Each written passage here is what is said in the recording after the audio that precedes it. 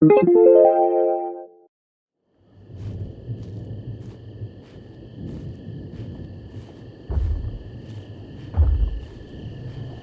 are the new searchers. We may not always seek the same things, or even be on the same journey.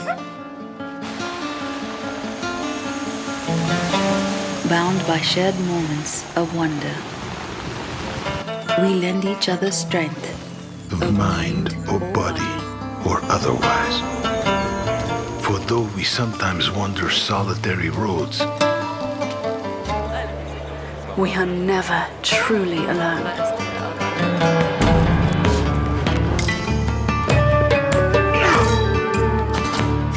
Whether we strive to slake our thirst for danger, or bring light to some deep, dark place, we are the new searchers. And if this is but a dream, then so be it. for dreams dreamt together make better worlds.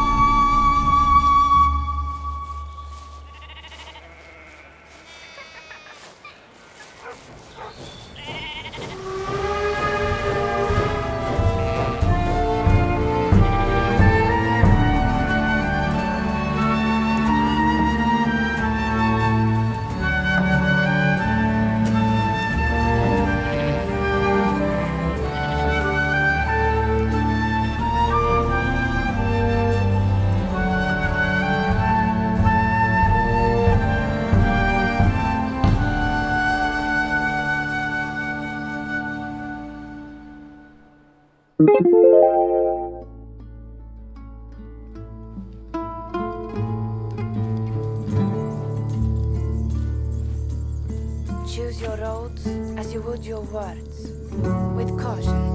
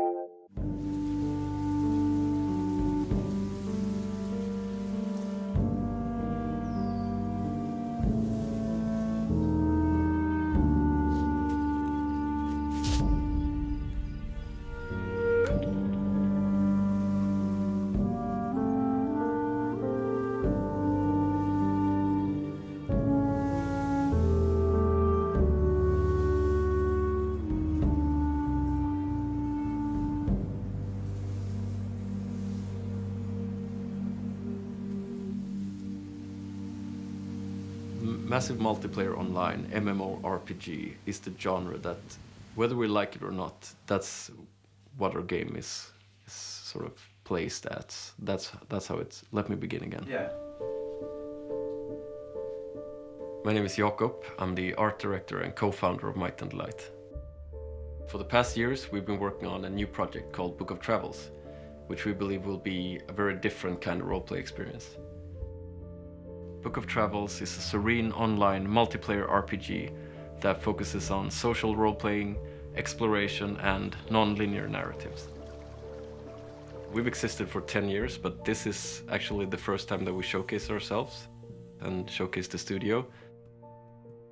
We are a rather shy group of people, but we're excited to do this crowdfunding campaign because we believe that with the involvement of the community, we can make a really wonderful game and build a really friendly sort of multiplayer culture together.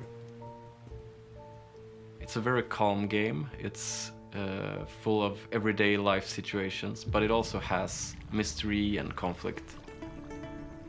When I first saw the work, it reminded me of every time I open a beautiful illustrated book and I want it to come to life and I want to get inside of it, and it's going to offer exactly that possibility.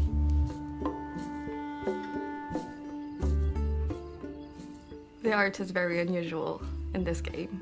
It's a 3D world, but every part of the landscape, every tree, every rock, it's painted in 2D. So it feels like you're walking into a painting. The world we've created draws its inspiration from classical fairy tales and Eastern mythologies and early industrial periods. It's a world that's bright and luscious and beautiful, but that has hints of darkness at the edges.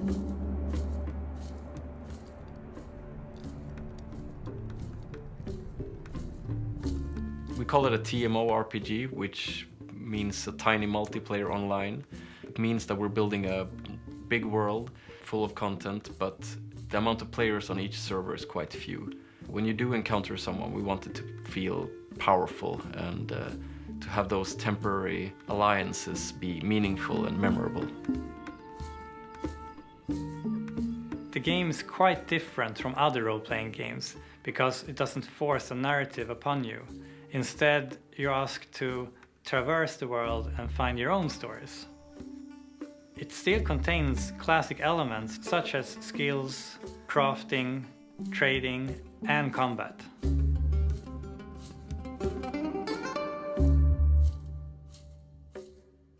Book of Travels allows you to roleplay in ways that are outside of the usual tradition of RPGs.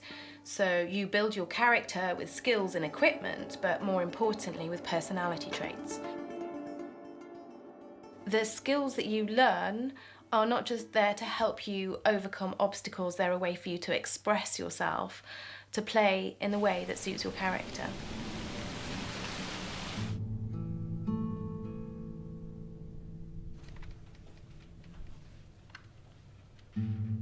As game studios go, we don't really fit in the mold. We're a group of 18 people who really have different backgrounds, from AAA games, indie games, movies, cooking. And I think it's a very good thing to have all these different backgrounds put into one project in one place, so that the project can grow from all these different experiences. The studio is probably most famous for our shelter games, which is a very emotional-driven series. You play as an animal mother and you are forced upon this journey. From that, Meadow was born. Meadow was our first online experience. And in that game, you communicate using symbols and signs and emotes. We had a really good response from the players, and together with them, we have created a really friendly and creative multiplayer environment. And now we want to bring everything we learned from that into this bigger project. This is a project and a process that I really strongly feel needs to be shared. We've already started a conversation with the community about the game. They have received it very well so far, and we've been receiving their ideas too, and really enjoying the way that what we're creating seems to overlap so beautifully with what their expectations are and what they would like to see. By doing a crowdfunding campaign, we get a chance to keep that conversation going in various ways. Importantly, those conversations, as well as the in-campaign pledges, will mean that fans and the community can actually build into the game. The way that the events are designed and the plot lines are designed means that we can add into them very easily.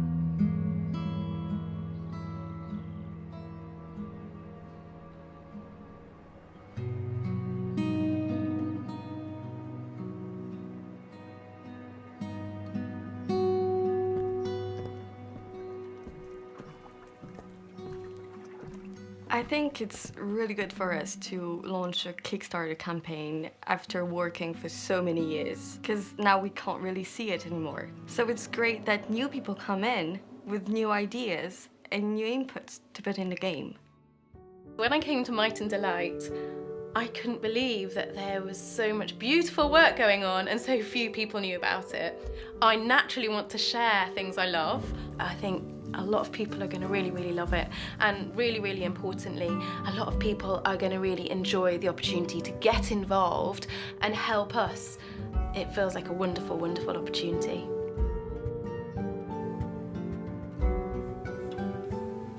We are committed to releasing this game no matter what.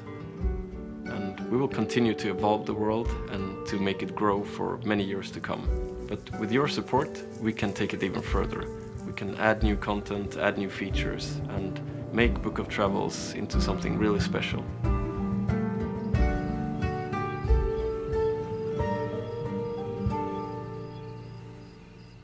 If you also want to play a game that puts creative roleplay at its heart, back our campaign and help us make this world grow and evolve. We'll be reading all your comments, so feel free to speculate about the game, ask questions, give us ideas in the comment section. We're so looking forward to building a community and a culture together with you. Thank you.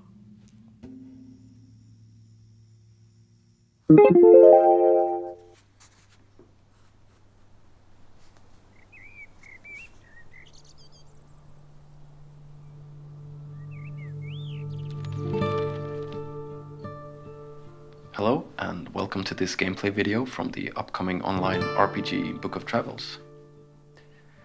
This is going to be a sort of guided walkthrough of the gameplay where I talk a bit about the different features that we have and hopefully also share some philosophies that have helped us and that have shaped the development of the project. With that being said, let's head into the game and start by creating a character. So keep in mind that this is pre-early access footage, so you will see a lot of things looking like this. Unfinished things, sketches, features that are currently in development, and probably a lot of bugs as well. So hopefully we'll get through this without too many hiccups, but we'll see how that goes. The game is set to be released next year for early access. Yeah, it's a pretty big game. It's a MMO style game. It's an online RPG, so there's just too many facets for me to cover in this video. So some of the stuff like the communications features between players in multiplayer, the lore, the story, some other things, I just won't be able to cover in this video. So hopefully we'll do some other future updates and videos about those topics later on. Right, so the first thing that I'm gonna pick for my character is the form. And this is a concept that we have in this game with that it's a bit reminiscent of how classes work in sort of conventional RPGs, in that the form sort of dictates what type of skills you have easier to learn, what type of talents you get to choose and so on, but more importantly, they are meant to be sort of inspirational to your role playing. So they're quite different. We've made the forms based on different archetypes, heroes and characters in mythology, in literature, in theater. So they differ quite a lot. So you should really pick a sort of form that resonates with how you want to role play and how you see your character. And I'm not going to do that though. I'm going to pick one of the finalized ones. So I'm probably going to pick this, the Murther.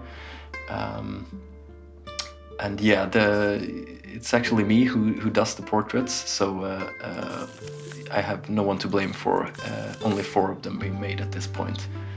I will get to it right after this. So each form has an origin and a wind affinity, and the wind affinity I will talk more about when we come to the skills tab. But first is the background, and here you enter an age, gender, and then you enter you pick a background, upbringing, and you can also enter your sort of custom background story here. I'm just gonna pick one here. Small town seems good. Right, type female. And then personality. Yeah, this is of course one of the most crucial things for the role-playing aspect of the game. You pick, positive and negative personality traits that sort of matches the way you want to play and the way you see your character. But they also have a gameplay meaning or a function. So each one of these, we can read about them, like picky eater. You're unable to eat low-quality food. Yeah, that's not good. Your emote icons are smaller than others because you're shy. Some of them are hilarious, actually, but I'm not going to go through all of them. I'm just going to pick romantic and optimistic. That seems like me. And maybe disoriented. Let's see what then. You respawn further away from where you fainted or fled combat if you're not a part of a group. Yeah, that's not good, but let's go with it. Romantic, you gain more knowledge in parties of 2. You gain even more knowledge when winning against bad odds when you're optimistic. Yeah, let's go for this. Right, so this brings us to skills, and this is a cool part about the game, because we've really taken our own sort of take on skills compared to other conventional RPGs and conventional fantasy settings. So the type of skills that we have in our game are knots, teas, abilities, and passives. And there are actions as well, but there are things like sitting down and removing your hat and things like that. But yeah, knots and teas are the 2 major sort of magical skill categories. And the tying of knots using regions and fabrics, they create sort of a instant magical effect, and it's a big part of the lore. And then the brewing of teas is another one, where it's more preparation involved. You have to find the right ingredients, and then you have to sit down by a fireplace, and then you can prepare a tea. And those effects have magical properties that are, stretches over a long period of time. So they're a bit different, but both are cool. And then abilities are things that help you survive, often focused on nature and stuff like that. Like, it says here cunning, guile, survival instincts. And then passives, that are things that are always active, and they can have a variety of different effects. Talents, unfortunately, is a system that we haven't finalized. We're working on that. But that's every form has a few points to allocate in different talents. And the talents are social skills, physical, mechanical, and spiritual. And those skills are then sort of aiding you and your group in different endeavors that you can encounter in the game, big or small. But they're not implemented currently here, so I'm gonna pick my starting skills. And for this we have create wind cover, that seems good. Hide in water, assemble fireplace, yeah. And it's because I have a sort of a wind affinity, and the wind affinity is that it's another piece of the lore. I'm not going to go too deep into it, but it's basically each form is tied to one of the 4 capital winds, and I'm tied to the eastern, I believe, and that makes it easier for me to learn things that has to do with nature, like hiding in water, assembling fireplace, and creating a wind cover. So a lot of abilities, but I believe that this one is also a knot. Yeah, this is a magical thing. I'll skip that one. And for the appearance, I get to choose my eye color. And as you can see here, we have a bit of a different naming than normal colors. So we call black, for example, we call char. And I'll pick this one, to pale umber. Hey. And then you get to choose a voice. Hey. I'm gonna go with this one. And you can enter your additional appearance here if you have any. Now it comes to the equipment part. And here I actually get to roll my starting equipment. So it rolls both your equipment my equipment that I'm wearing, and also what I have in my backpack when I begin the journey. So I can re-roll this how many times I want. And I can store the results and recall the latest stored roll if I want to. I'm just gonna grab something that is yeah, this seems like me. This is good. Cane, weak walking stick. Yeah, that's perfect. Let's go with this. And here I get to choose the name, and that's the last part of the character creation. And because of the aspect of immersion, we've decided to, have the names being rolled instead of picked, because we want the world to feel coherent, and we don't want to moderate who picks names that sort of break that convention. So I'm just gonna pick a name that I like here. Yeah, this seems good. Right. You can also enter your nickname here, of course, if you care to. But let's finish this up and head into the game.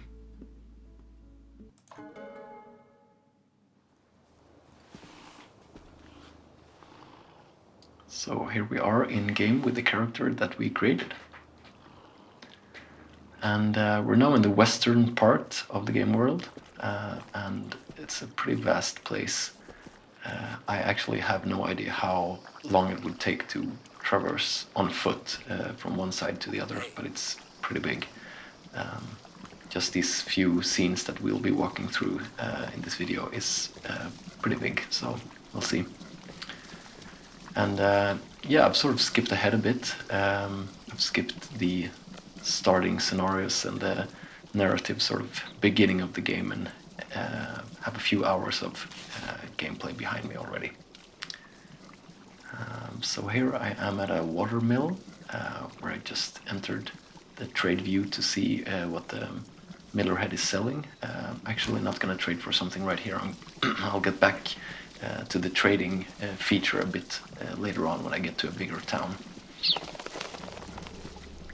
Oh, there's a pig that I can interact with. I'm gonna cuddle that. Oh, coming. So we call this game a TMO RPG, which stands for Tiny Multiplayer Online. And what it means is that there's actually quite few people on each server.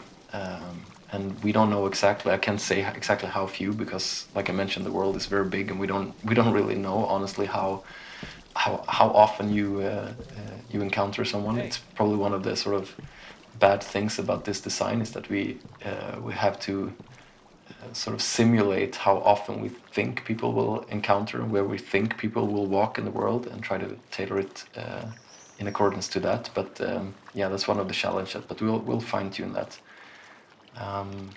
There's a chance of meeting someone, and not for me though, because I'm playing here at the office, and unless someone else in the studio is playing here, I won't be encountering anyone else today. Oh, there's a child. Hello. Oh, come back. Hi.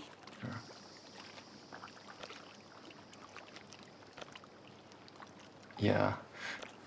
Yeah, this kid wants nails for their treehouse that they're building, but I think I have to go to a blacksmith to get them, but I'm not gonna do that now.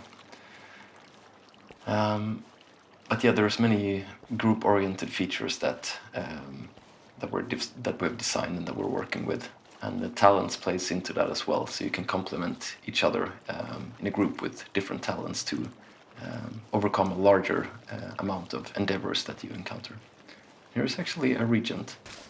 And this is good. Regents are what sort of fuels the magical skills of the world. So in my skill book here I have, for example, this knot skill here uses jade algae and seashells. So you collect different regents to fuel these different categories of skills. And here is all the regents that I have and haven't collected yet. So they're usually quite easy to find if you know what to look for. If you just run past in the woods, it's pretty hard to see, but if you have a keen eye and you sort of train yourself to recognize them, you'll find a few. And the good thing is that yeah, you can hover over with the mouse to detect them as well, and you usually find quite a few in each place, so 5 there, for example. And there is also things like this to find. There is a chance that you encounter objects that are not regents, but dropped stuff and other things lying around that you can pick up. And yeah, I have a full backpack now, but I need to sell up some stuff when I get to a village.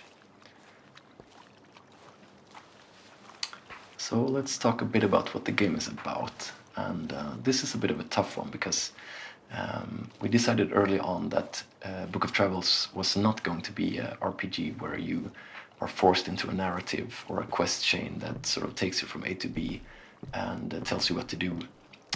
We wanted a story and a setting where you're not really the hero of the world. There is an overarching story that you can sort of unfold and that you can take part in, but it's not a narrative that's sort of forced upon you.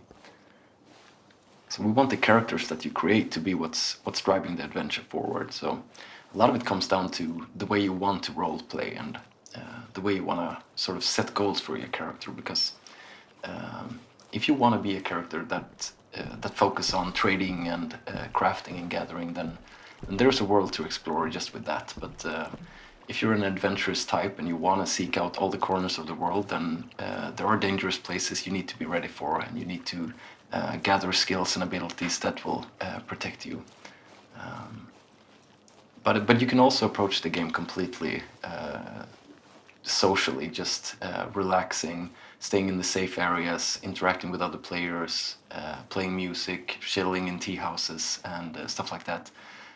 So that's definitely a situation where what you bring into the world is what you get out of it. There's a trinket hoarder there I'm not gonna interact with, I think. And we've actually reached the end of this area. So this is one area that we just passed, and I haven't explored it but fully, but we'll jump to the next one. This is temp graphics here, of course. And now I've traveled south to an area that is like a big open field area. And I can actually zoom out here and get a bigger view of the scenery. And I'll just move along here and listen to the music.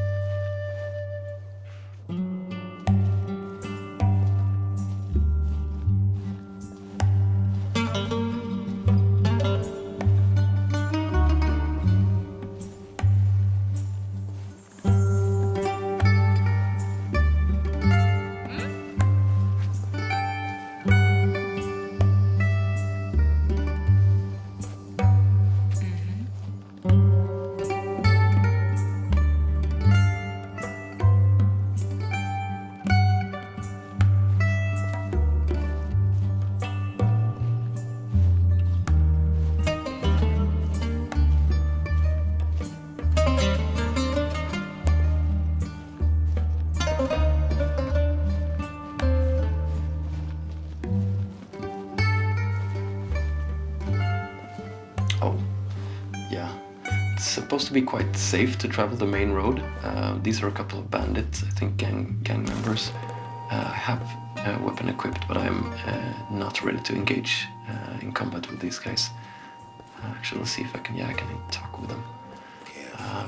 Yeah, that's one of the core things about the world is that the main road is very well guarded and it's considered very safe. So if I travel along the main road in these sort of urban-esque areas, then they'll be pretty safe. I'm just gonna run away a bit, I think.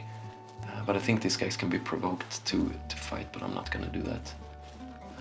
I'm actually gonna use a knot skill, a knot magic that I have to transform into an animal, because I want to explore a bit off-road, and this is a great skill if you need to traverse sort of open areas a bit more quickly. But yeah, there are a few permanent NPCs and places in the world that sort of always behaves the same way, but most of the world is random. So it's a fairly complex system that we built that allows everything to change depending on any number of factors like day and night and tons of different conditions. So it's just it's very complex and very different each time you walk through an area. And it's also horrible to record a video, I can tell you, because you never know what you're gonna see. So that's another. Yeah, here is when you do a human action in animal form, you actually transform back. So I can stay in animal shape for quite a long time, but as soon as I do something only a human would do, then it breaks the spell. So picking up regions I can't really do and keep the spell going. But that's okay, I'm just gonna explore a bit more here. Regions is also it's also one of the features that we have reworked quite a bit, because now it actually just fix it. Actually, you need to find the proper ingredients to create to tie a magical knot or brew a magical tea. And it used to be a lot more simple, like you needed any flower or any reagent you picked up. Oh, where's the fireplace? Allowed you to, it was the same sort of currency, so you could just stack up. Any flower would give a certain amount, and you used them for all the skills. But here is actually an endeavor, and this is cool. This is the first endeavor we encounter, and some regions I think are a bit rare. Yeah, Whispering Orchid. And the endeavors are. Actually, I can pray here. This is a mystical endeavor, and I have, I think, just one point in mystical now. So we'll see if something happens. I think there's a chance that nothing happens, and I just think nothing happened. Yeah, you can sort of pray at these places, and depending on your talent in spiritual, you'll get different results. There is also a chance involved. So if you're in a group and one person has a stronger sort of spiritual side, then that will render a better effect. Might be a bug though that nothing happened. I'm not sure. But yeah, regions like this one.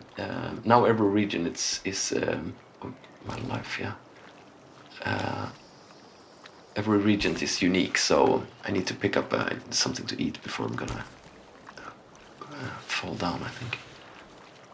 There is a survival aspect of the game as well, and I think I actually need to start paying attention to it because my energy is quite low. So I'm actually gonna try to fish, but I want to find another place first. I can't cross here. This water is too deep, but I will actually use the fold skill, which allows me to sort of instantly teleport to another place within the range. And I have the regions for it, so I can probably use it to get to the other side. So we took the decision that you need to find the proper regions for each skill. So now you need to know exactly what the type of skills that you carry, what regions are needed to create those magical knots or teas. And it's quite cool because when you travel the world, you sort of get to understand that where different flowers grow and where to find the proper ingredients. So you get to sort of master the environments that they thrive in and to find them more easily. And as you've noticed, my energy is getting quite low, so I'll just use this time to fish here. And fishing is an ability, so it doesn't work off regions, it works off a condition, like it needs to be close to water or a cooldown. You can actually see my energy is getting very low. And the other bar there is the stamina bar, and the card a bit next to it is an effect card that sort of tells you what what you're being affected by can be positive and negative things. I want to see what I'm gonna catch. Yeah, nice. Rotten fish. Yeah, you know it's good when you pull up a fish from the river and it's rotten already. That's a lush world. But yeah, the survival thing is an important feature. It's not like the major aspect of the game, but you need to keep track of different conditions. Like we separate being tired from being hungry, or your clothes being wet from walking in water, things like that. So now I'm actually dangerously low on energy. I'm not gonna die. The character won't die from sort of losing all the energy, but you will faint and wake up somewhere else, and then you will have lost a life petal, and you only have a couple of ones of those, so they can be replenished, but it's quite hard. This is actually cool. I'm gonna make a fire here. This is a nomad's rest. It's a small wooden structure that doesn't have any features now, but we're working on there's an NPC here. Let's see. It's going to be the place where you can sort of write your story. You can update your background story, your character text and all that stuff in Nomad's Rest. And hopefully in the future we'll also have some sort of home knot where you can tie a knot at the Nomad's Rest, and then you can return to it using a skill. Just going to eat this rotten fish, see what that gives me. Yeah, it actually boosts the energy a bit. And that's another effect card. I'm close to a fire. And now I'm actually going to brew a tea. And I have a couple of ones that I've collected already. You can usually buy them at tea houses or find them in randomly. But I only think I have one that I have the regions for. It's this one, the Bedimming Brew. So teas require quite a lot of preparations. First you need to acquire the skill. That's something I can talk a bit about, because it's not something that happens upon leveling up. It's something that you need to acquire from a source. Like you'll learn the fishing skill from a fisherman probably, or you'll learn the teas, the different brews in a tea house. Now I'm actually getting the effect of the Bedimming Brew, and that creates some sort of blur that makes me harder to detect by sort of animals and spirits and dangers. I can put out the fire, but I'm not going to. And having that non-linear skill progression, if you wish, that also ties into the way you sort of approach the game, because if you just walk around in the urban environments, you'll find skills that are suited to be in those urban environments. But if you're encountering enemies and adventuring and doing dangerous things, then you will get skills that sort of confirm that way of playing as well. So the way you set your goals and the way you choose to play actually sets up a chain reaction that will allow you to get better at what you're doing. Oh, just found something here, and this is I've reached the end of, or one of the ends of this area that I'm in. So now I can travel further south, or southeast actually, to the city of Crossings.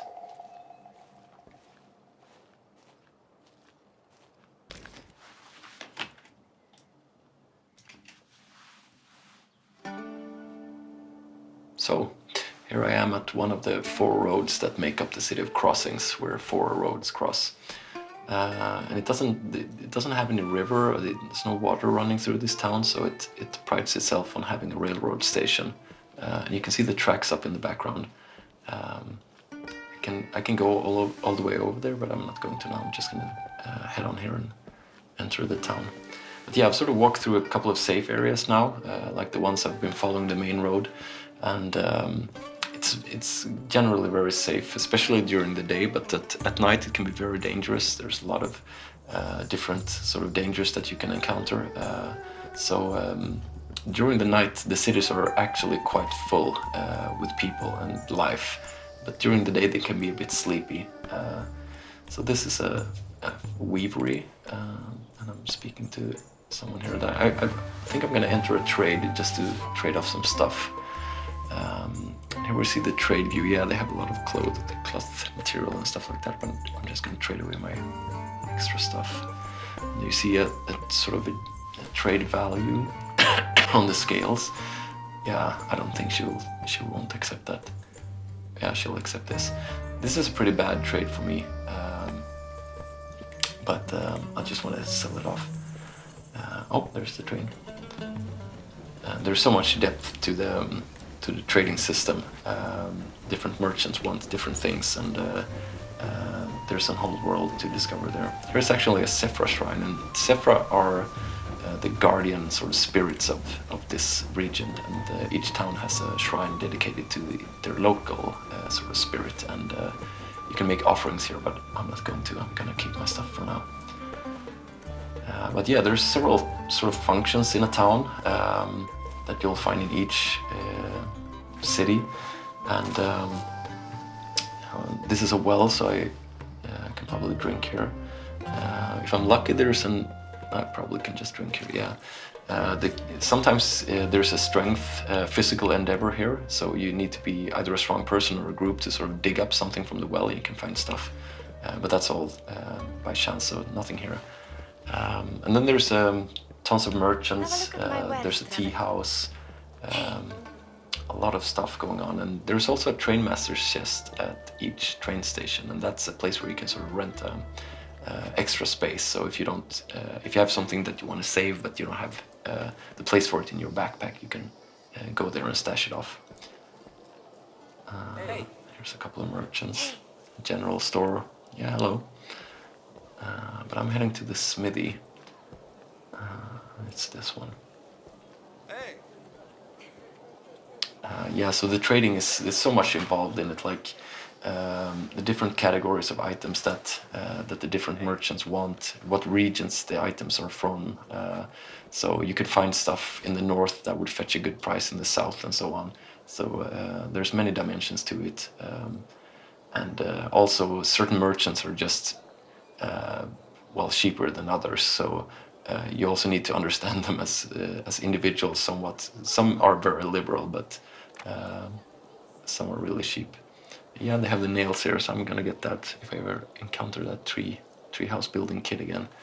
Then I'm gonna pick up a better sword and some other stuff, possibly something to wear. Like my character's an aspiring adventurer, so something protective. Yeah, this one has ward. That's good. And yeah, I'm selling a bit too cheap here again for me, but it doesn't matter. Now I get something to wear. So if you want to deep dive into the trading, there's tons of stuff to discover there. You can probably become quite a better trader than I am currently, quite fast. There's different skills also that will give you tells on the different merchants, like what they prefer and so on. So you can, if you want, you can sort of hone in on that as well. And here's the tea house now. And the tea house is yet another town function that you'll find a lot about. They have different foods you can buy, and they also have free tea that you can drink, that you can replenish your energy or your life. And this is a good place to sort of meet up with other players. You can spend some time here. There's many things that can happen in the tea house. This is actually quite fair trade. Actually, I think I'm gonna head in here and get something to eat because my energy is low again. So yeah, it's an important function. There's also supposed to be, maybe we haven't added it, but there's supposed to be some sort of gift case that you can give stuff to the house in return for using their services. So I'm actually going to start to head out and wrap this up. And unfortunately, there hasn't been time to show or talk about all the stuff that I want to bring up.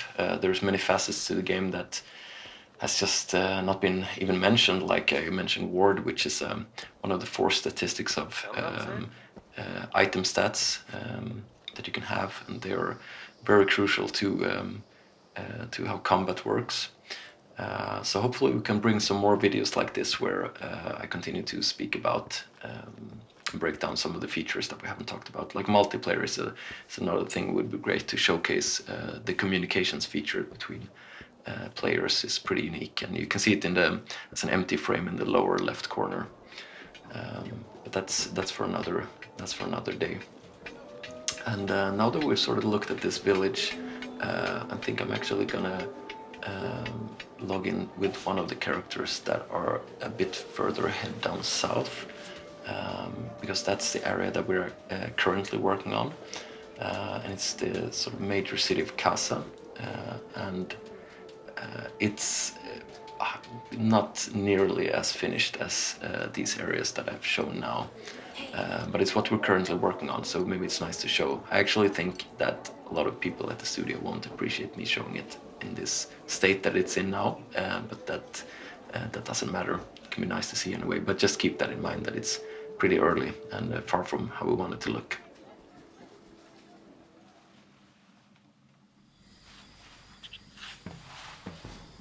So I will wrap this up by saying thank you so much for your time, and I hope that this video has shed some light on what the project is all about.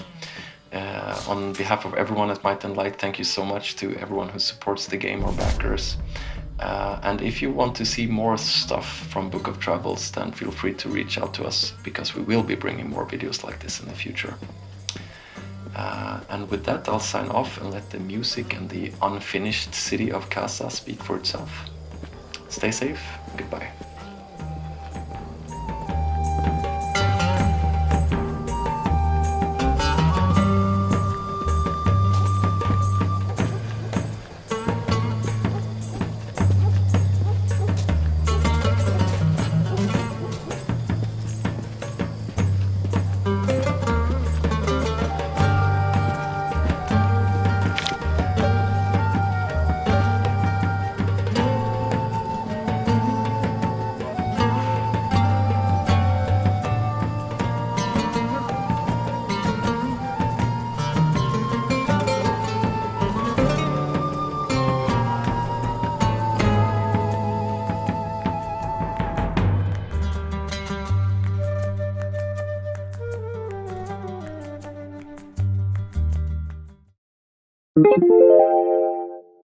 Gamezplay.org